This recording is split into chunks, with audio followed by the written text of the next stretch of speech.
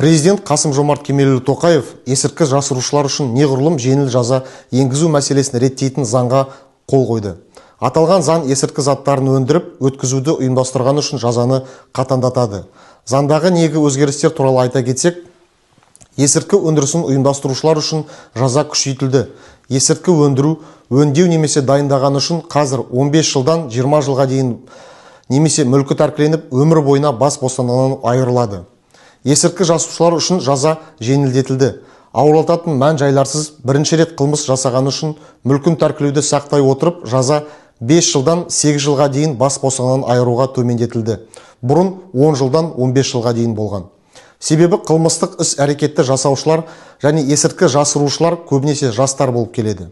Қайта қылмыс жасаған үшін мүлкі тәркіленіп, 7 жылдан 12 жылға дейін бас бостандығынан айыру жазасы көзделген.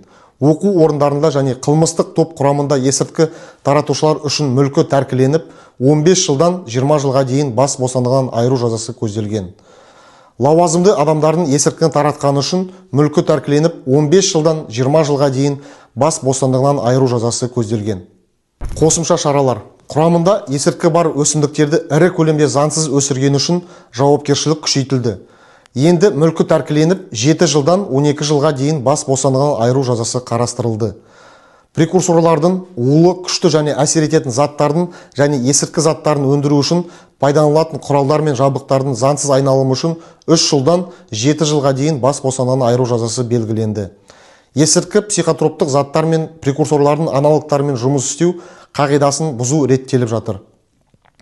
Заң мемлекет басшысының 2024 жылғы наурызда ұлттық құрылтайда берген тапсырмасына сәйкес қабылданды және халықты қорғауға және есірткі қаупімен күресуге бағытталған. Заңның кері күші бар ма? Қазіргі уақытта есірткі сатқаны үшін сотталған есірткі жасырушылардың бір бөлігі бүкіл Қазақстан бойынша 1000-нан астам адам шартты түрде мерзімнен бұрын босатылуға құқығы бар. Олардың құқығы жазаны өтеу орны бойынша өтініш хат беру немесе адвокат арқылы жүзеге асырылады. Әрбір жағдайды сот жеке қарайды. Осылайша сотталған адам жазаны жеңілдету құқығын ала алады.